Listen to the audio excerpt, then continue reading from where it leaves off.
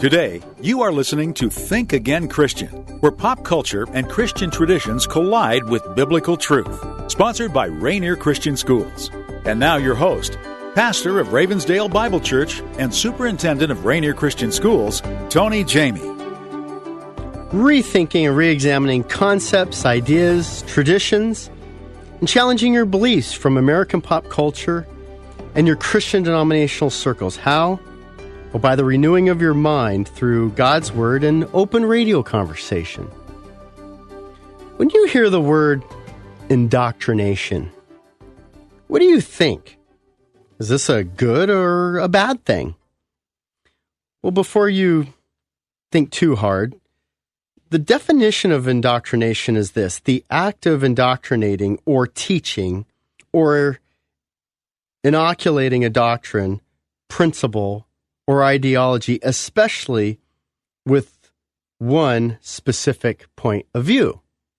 So when Deuteronomy 6 says that we are to teach our children to fear the Lord our God as long as we live, by keeping all his decrees and commands that I give you, and so that you may enjoy a long life, and we're to be called to be careful to obey so that it may go well with you, and we're to impress God's statutes and ordinances on our children, and we're to talk with them and sit at home with them and walk along the roadside with them, and when they lie down and when they get up, we are to tie symbols on our hands, kind of like the WWJD bracelets, right?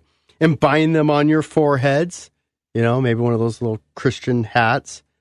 Or write them on your door frames of your houses and on your gates. You've probably have some frame artwork with verses on it. Well, this is what Deuteronomy 6 says about the idea of teaching doctrine, principles, ideology, or indoctrination. Well, how does the dictionary describe indoctrination? It says this: it is the process of inoculating a person with ideas, attitudes, cognitive strategies, and methodologies of ideas.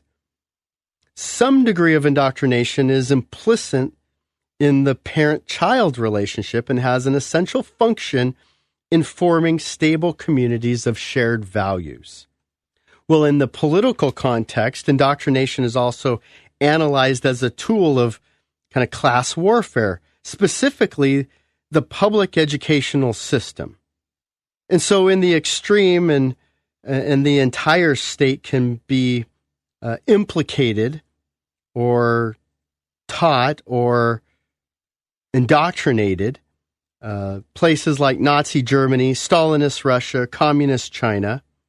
In George Orwell's book, 1984, famously singled out an explicit state-mandated propaganda initiative of a totalitarian regime where opinions that differed on whether other forms of government are less important than theirs were eliminated, right? There's no outside thinking. Well, this is the idea of kind of indoctrination that we think of. And the precise boundaries between education and indoctrination often lies really in the eye of the beholder. And so, ironically, the term is closely linked to positive socialization. However, in common discourse, indoctrination is also mostly associated often with a negative connotation. And so, how do we explain this dichotomy? Well, I think that it's a perspective thing. Our strong convictions lead us to believe a certain way. We don't make any apologies for indoctrination at church, right? Our companies or organizations don't really apologize for their workplace culture and beliefs. And we don't make apologies for indoctrination at school, right? Well, hold on a second. Why is it when it comes to education, why do we shy away from terms like indoctrination? I mean, isn't that why we have schools? Is to teach a viewpoint? I know. You thought it was to teach people how to think critically. The problem is the perspective of the institution has its distinctives, which really eliminates it from being free from truly thinking, I don't want to say critically, because you can have your own belief and think critically, but make no mistake, you are being indoctrinated at that institution. I mean, isn't that why we don't have school vouchers? Because everybody understands that the private Christian schools are trying to indoctrinate the minds of children for Christ. And what about our warm feelings for our public school teachers? Well, just look online of kind of the slogans and mottos for teachers. To teach is to touch a life forever. Teachers change lives. Teachers change the world, one child at a time. Or Nelson Mandela's quote, education is the most powerful weapon we can use to change the world. Of course we believe in indoctrination. Who are we kidding? And why am I making this point? Well, if school is about indoctrination, then we must ask ourselves, how is that school indoctrinating my child? It's not a matter of if, it's a matter of how. Do you understand that? Now, before I really lose you, let me lay out some disclaimers here. I know that most of us attended public schools, and I know we have loving teachers, and that many of them are Christians, and that we're all saved by the grace of God. And so why am I making a big deal of this? Well, I'm going to make a big deal out of this because God makes a big deal out of this. He gives instruction, an example after example, over and over about training up our children in His Word and to keep separate from the ways of the world and to educate and to train our children. And that's step one. From the beginning, Israel was called to separate itself from the ideas, the philosophy, the training of the non-believing pagan Gentiles. The instruction from Deuteronomy 6 is to train, to indoctrinate your children in the laws and the commandments of the Lord. Psalm 1 warns us to be on guard of those who are ungodly, sinful, and mockers who might influence your children. Well, now I'm really going to push some buttons because I'm going to use Hitler and communism as my examples. You need to understand that while Hitler and Stalin were wicked and evil, don't make the mistake of thinking that they weren't brilliant strategists, that they weren't brilliant teachers. They both influenced millions of people to conform an ideology through public education. It's not a scare tactic. It's a well-documented fact. A fact that America has been drawing from, and we need to wake up and realize that indoctrination is happening, and this isn't the first time that an entire country has been formed through the public school system. Yes, I know there are tons of Christians in public education, and I'm thankful for their presence, and I'm thankful for their ministry, and I'm thankful for their impact. But we're talking about the system, not the individuals. And is there an ideological system in place in public education that is intrinsically anti-Christian? Yes or no?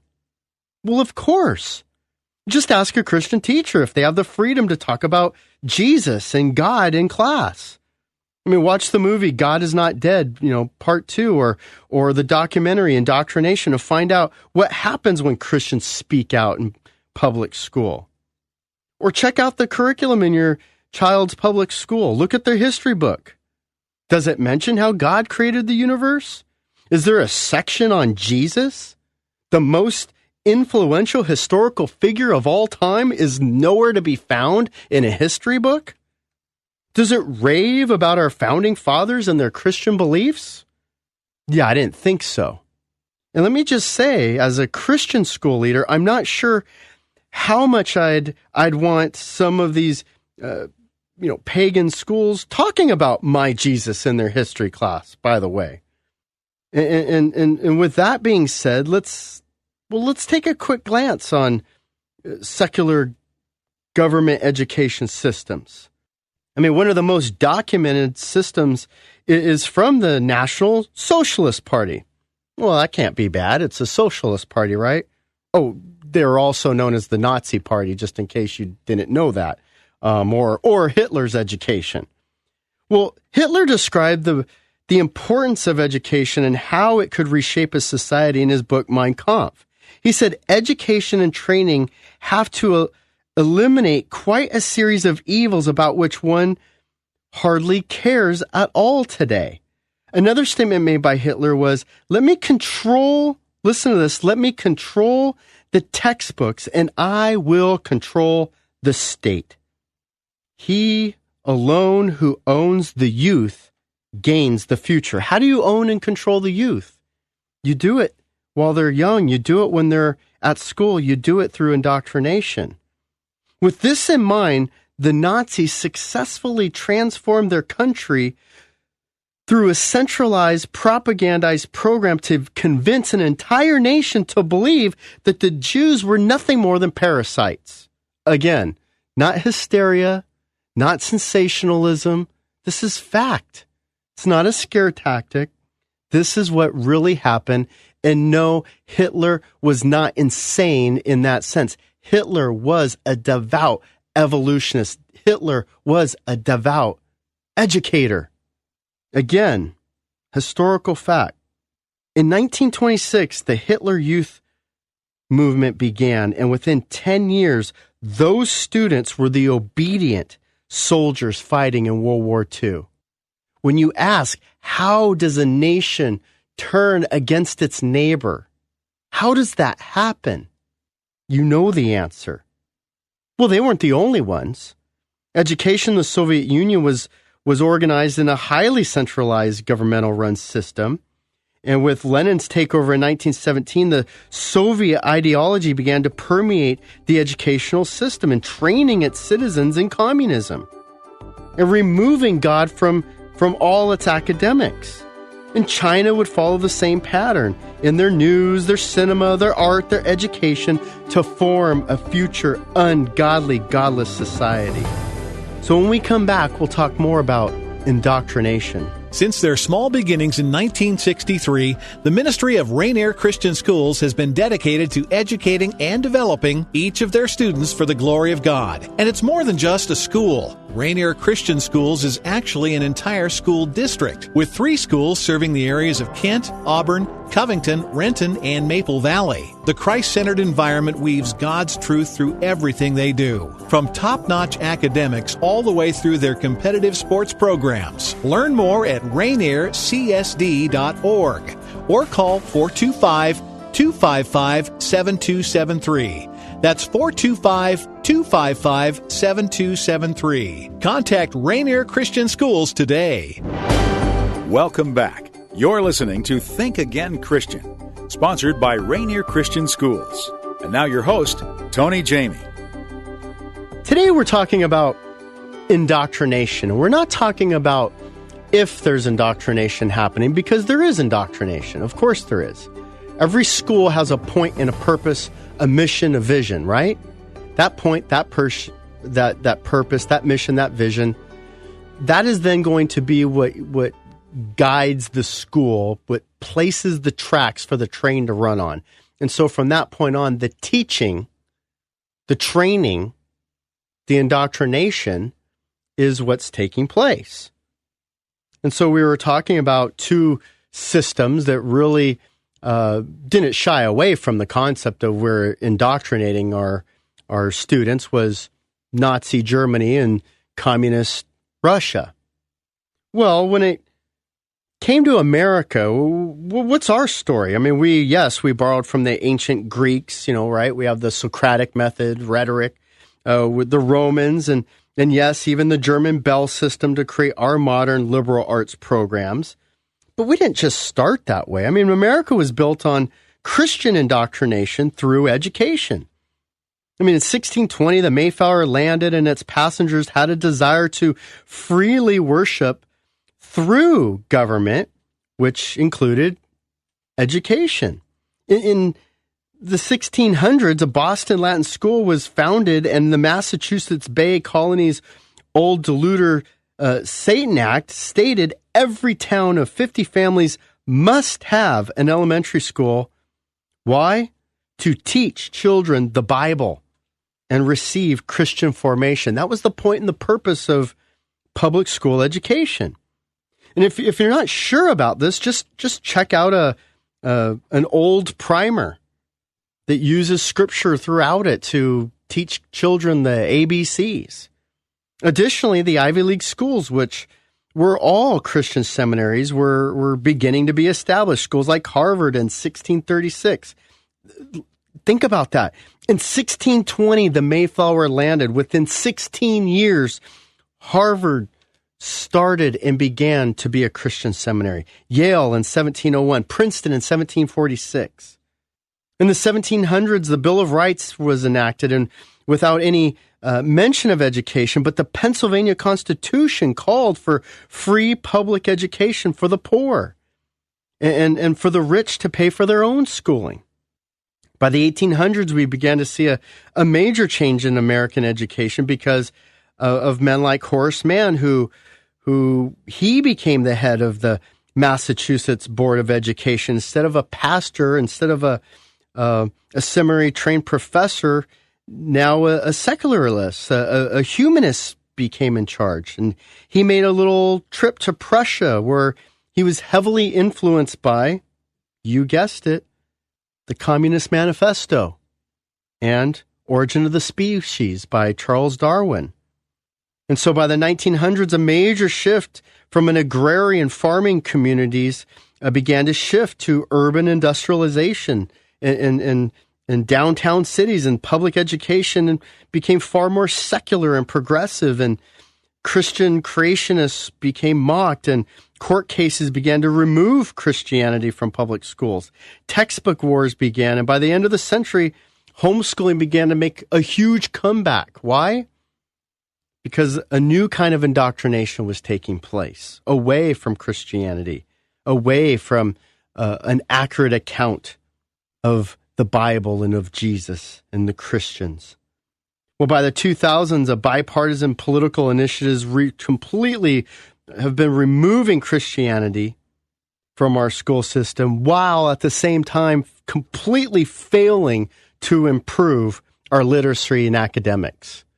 So we spent so much time removing Christianity that guess what? We can't spell, we can't read, and we can't write. I mean, America ranks lower and lower every year when we're compared to other nations. And I'm not talking about falling to third or fourth. I'm talking about like 25th and 37th, 42. Those are horrible rankings. And despite many of our schools cheating on test scores for federal funding, or really just being a little place for violence and sex and drugs, our school system is falling apart, despite billions and billions of dollars being poured into it. So what happened? Well, indoctrination is what happened. The public school system is more concerned with removing Christianity and replacing it with liberal agendas that we've failed to teach.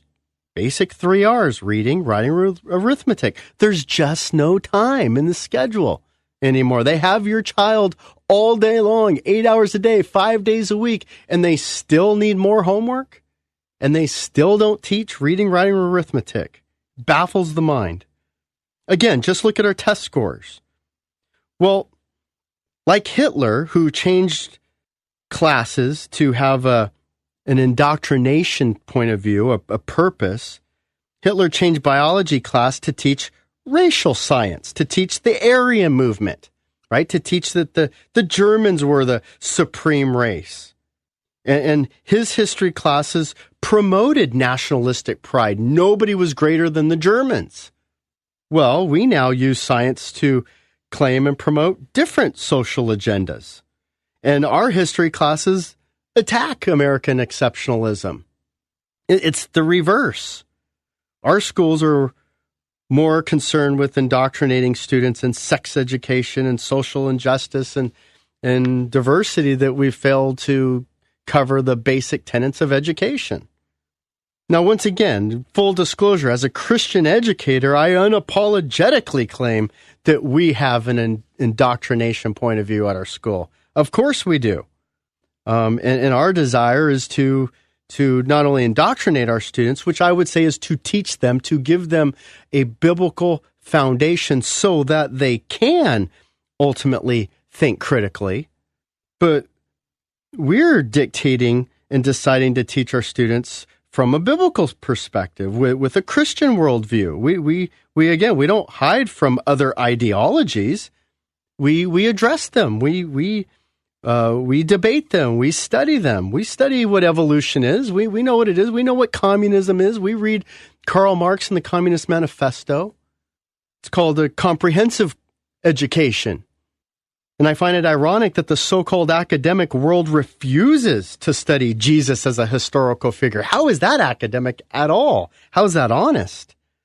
Or refuses to study Christianity as a philosophy.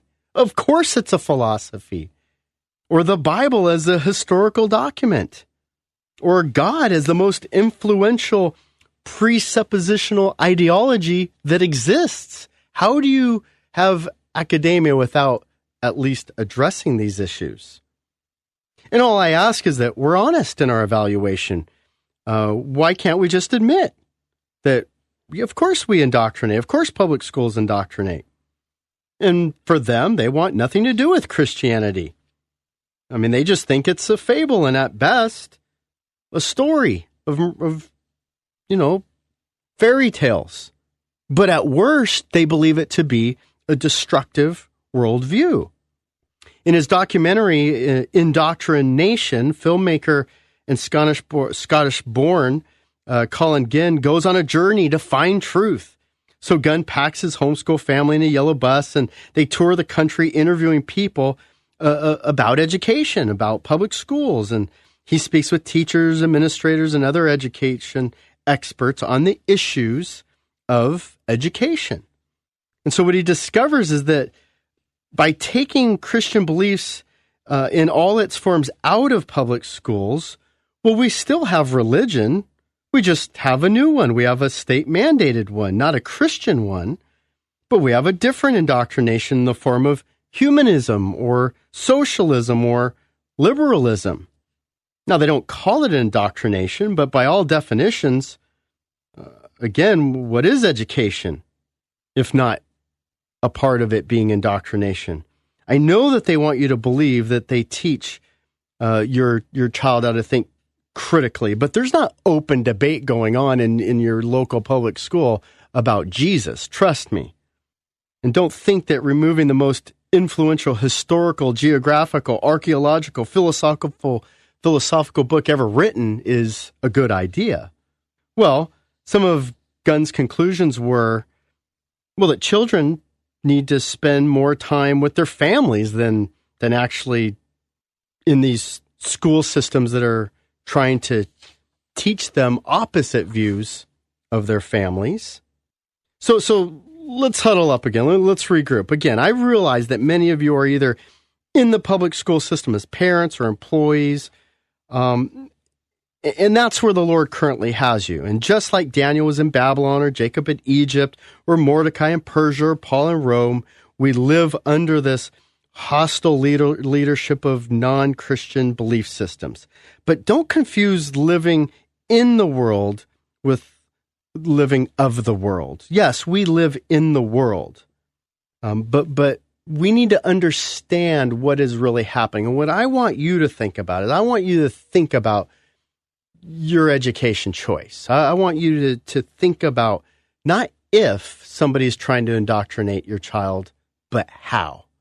And once you get through that, hopefully that will help you to make a great decision. Indoctrination does happen. It will happen. It's always happened, and it should happen. Our fight isn't against the if, it's against the what. So before you think there's no indoctrination at your homeschool, co-op, your Christian school, or public school, think again, Christian. You've been listening to Think Again Christian, Sponsored by Rainier Christian Schools and Tony Jamie. Rainier Christian Schools serves preschool through high school with 3 locations in the Renton, Maple Valley, Covington, Kent, and Auburn areas. For more information about Rainier Christian Schools, www